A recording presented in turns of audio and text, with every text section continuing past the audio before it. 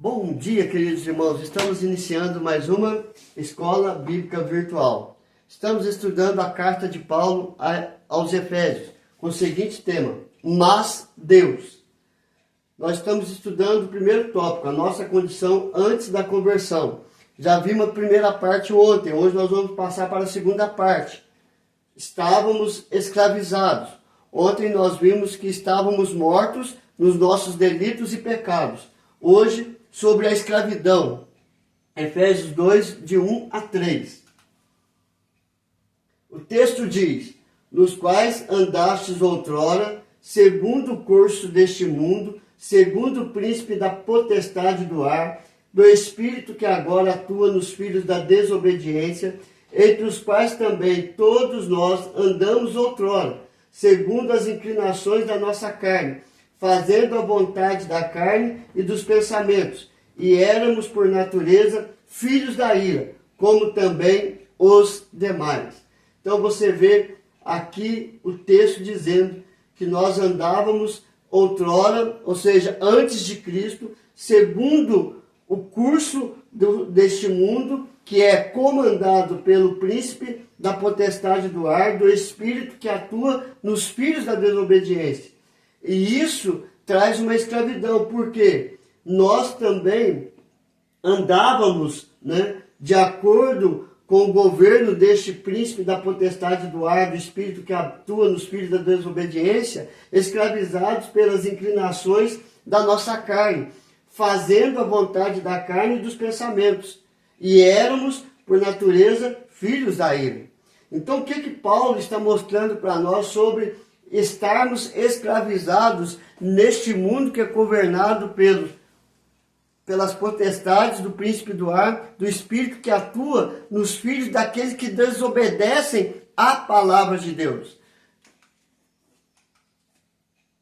Então, primeiro nós vamos ver por que estávamos escravizados e o que nos motivava a viver debaixo dessa escravidão espiritual.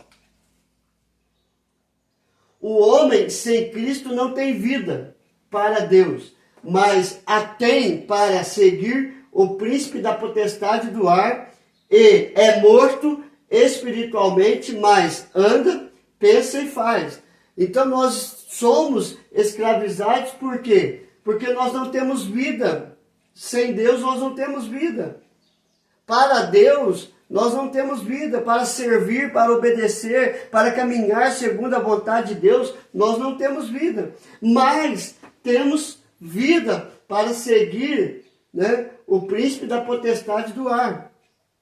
Nós estávamos mortos em nossos delitos e pecados, mas para fazer as coisas que o príncipe da potestade do ar quer, nós andamos, pensamos e fazemos.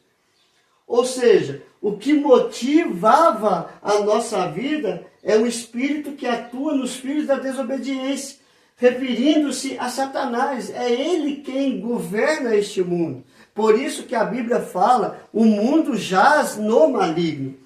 O verbo atuar no grego, energeu, de onde vem a nossa palavra energia, ele influencia nos nossos atos, ele atua nos nossos atos. E isso fica bem claro em três razões. Primeiro, três influências que atuavam em nós antes de sermos salvos. Três razões que influenciavam, que atuavam na nossa vida. Ou seja, primeiro, fazia-nos seguir o curso deste mundo. Verso de número 2. Fazíamos parte do sistema que Satanás propunha para nós, contrário ao mundo de Deus, ao que Deus oferece para nós. Paulo nos orienta a isso. Ou seja, Paulo nos chama a atenção a olhar para como nós vivíamos antes de Cristo. E muitas das vezes nós escorregamos e voltamos para o curso deste mundo. Mas Paulo, ele nos orienta em Romanos capítulo 12, verso 2, em não vos conformeis com este século, mas transformai-vos pela renovação da vossa mente, para que experimenteis qual seja a boa, agradável e perfeita vontade de Deus. Romanos capítulo 12, verso 2. Então Paulo diz para nós não nos conformar com a pregação deste século, com a pregação deste mundo, com a vida deste mundo, com o que o diabo nos oferece. Mas nós temos que fugir de todo esse sistema que Satanás propõe, tanto para o mundo como para nós cristãos. Nós não podemos nos conformar com este modo de vida. O curso deste mundo é todo o sistema de valores contrários ao de Deus.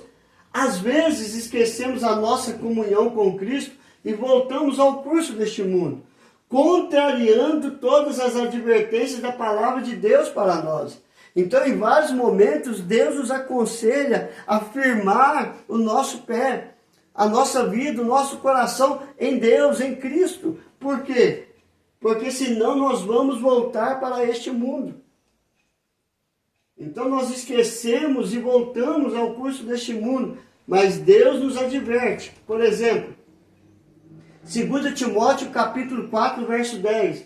Porque Demas, tendo amado o presente século, me abandonou, e se foi para Tessalônica, Crescente foi para a Galácia, Tito para a Dalmácia. Ou seja, Demas amou o presente século. Demas se conformou com aquele presente século.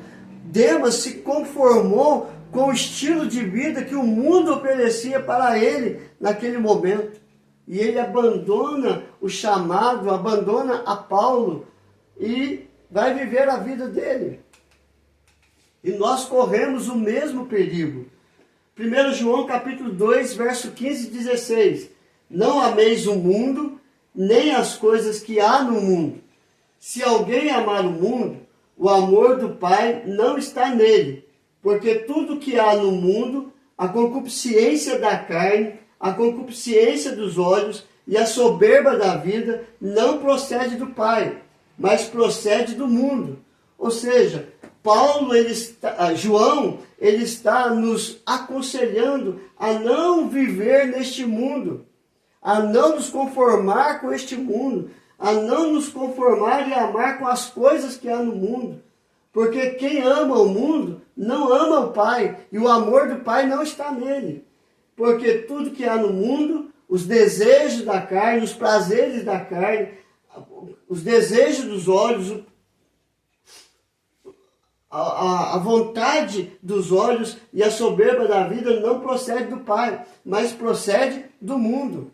Então nós não podemos nos conformar com este mundo, mas renovar, transformar a nossa mente, o nosso coração aos cuidados, à presença do Senhor. E Ele vai trabalhar na nossa vida, nos santificando cada dia mais e mais. Segundo a influência que atuava em nós antes de sermos salvos, tornava-nos filhos da desobediência. Versos 2 e verso 3. A atuação deste espírito nos tornava cada dia mais desobedientes. A potestade do ar, segundo Stott, a palavra ar tem significado de uma atmosfera nebulosa que indica trevas, que nos afasta gradativamente mais e mais da luz de Deus, nos afastando dia após dia da presença de Deus. Então era desta forma, e é desta forma que são os filhos da desobediência. Estão cada dia mais e mais gradativamente longe da luz de Deus. Por quê? Porque a potestade do ar os engloba. A potestade do ar fecha o cerco. E esta nuvem nebulosa de trevas nos afasta e os afasta gradativamente da presença do nosso Deus. A ideia principal é que a desobediência era a marca principal do nosso comportamento. Sem Cristo, ninguém quer obedecer a Deus. A desobediência é a própria natureza e o caráter essencial dos filhos do príncipe da potestade do ar, dos filhos da desobediência. E eles pertencem inteiramente ao príncipe da potestade do ar, porque são filhos da desobediência. Desobedecem a palavra de Deus e a vontade de Deus e não querem saber nada a respeito de Deus. Estão convictos daquilo que o mundo diz é a verdade, é a própria verdade. Enganando-se a si mesmo e deixando ser enganados por este mundo. E terceiro, a terceira influência que atuava em nós antes de sermos salvos, fazia a nossa carne se inclinar para o pecado. O nosso desejo, a nossa vontade é sempre para o pecado. Todos que não são regenerados pelo sacrifício de Cristo, porque não creram em Cristo, estão à mercê das suas paixões mundanas. Éramos então controlados por impulsos irracionais e sem domínio próprio. Paulo escreve justamente sobre isso. Então ele vai falar sobre nós, dessas paixões mundanas, desses impulsos irracionais e sem domínio próprio, que agem em nós na vontade e nos desejos, tanto da nossa carne como dos nossos pensamentos. Em Romanos capítulo 8, versos de 6 a 8, diz: porque o pendor da carne dá para a morte, mas o do Espírito para a vida e paz. Por isso, o pendor da carne é inimizade contra Deus, pois não está sujeito à lei de Deus, nem mesmo pode estar. Portanto, os que estão na carne não podem agradar a Deus. Então, queridos, nós vimos a palavra pendor no primeiro capítulo, que fala que o Espírito Santo é o pendor, é o selo que garante a nossa salvação. A ressurreição de Cristo é o pendor da nossa esperança que vamos ressuscitar em Cristo. Então, quando nós olhamos aqui Paulo dizendo que porque o pendor da carne dá para a morte, ou seja, a garantia da vida, da vontade da carne, da vontade dos pensamentos inclinadas pelo Satanás a nos viver para o pecado, o pendor da carne é para a morte eterna. Mas o pendor do Espírito Santo é para a vida e paz. Então é o contraste. O que o mundo oferece, o pendor dele é a morte espiritual. O que Deus oferece por meio do Espírito Santo é o pendor da salvação deste mundo mau. Por isso, a garantia da carne é inimizade contra Deus. Portanto, os que estão na carne não podem agradar a Deus. E Jesus, em seus ensinamentos, ele diz justamente isso. Ninguém pode servir a dois senhores. Ou serve a Deus ou serve o inimigo. Não tem como servir a Deus e servir ao diabo. Então, queridos, a atuação da carne, a atuação do príncipe da potestade do ar, nos leva a nos inclinar para o pecado. Éramos escravizados pelos desejos da carne e dos pensamentos, ou seja, corpo e mente totalmente destruídos pela atuação do príncipe deste mundo, o príncipe da potestade do ar. Referimos a Satanás. Ou seja, essa era a nossa vida totalmente sem Cristo e morta nos delitos e pecados. É assim que Deus nos encontrou. Às vezes é desta forma que você está vivendo, totalmente escravizado pelos prazeres deste mundo e pelos prazeres da carne. Mas Cristo veio te dar vida e vida em abundância. Por isso que o nosso tema é Mas Deus. Deus nos encontrou desta forma, mas Deus quer mudar a nossa história, quer mudar a sua história. Então o que nós aprendemos hoje?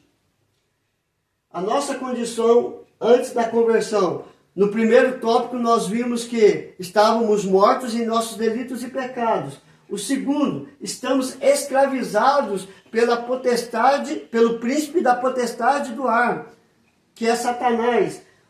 Por quê? Porque ele está nos escravizando com os desejos da carne, com os desejos dos nossos pensamentos, e isso nos motiva a cada dia mais a nos aprofundar no pecado e na lama do pecado.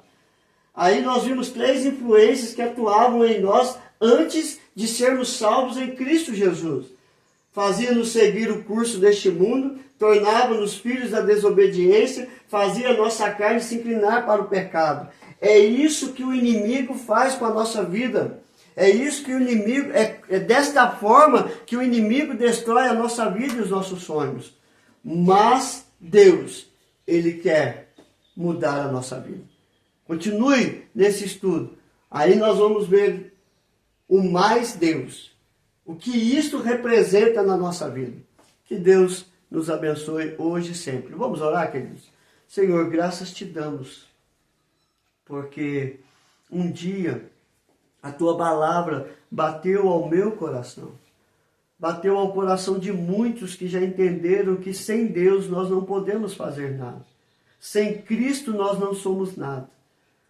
Aplica esta palavra, Senhor Deus, em cada coração que está nos ouvindo, assistindo, e que eles possam entender que a natureza terrena e carnal nos separa da tua presença, mas a natureza espiritual que é conquistada na cruz por Cristo Jesus nos oferece vida, nos oferece a eternidade. Trabalhe isso em cada coração, por meio do teu Espírito Santo, ó Pai. Nos movendo, nos comovendo, nos convertendo e transformando a nossa vida para servir ao Senhor com alegria. Abençoa, Senhor Deus, cada ouvinte. Aqueles que estão doentes, coloca a tua mão de cura, de libertação e de restauração. Aos desempregados, ó Pai, abre as portas para levar o sustento para a sua casa. Aos casais que estão à beira do abismo da separação, o Senhor pode restaurar. Abençoa os nossos filhos que possam crescer em estatura e graça diante do Senhor. É a nossa oração, em nome do teu Filho amado Jesus, hoje e sempre. Amém e amém. Que Deus te abençoe, queridos, e até amanhã, se Deus quiser.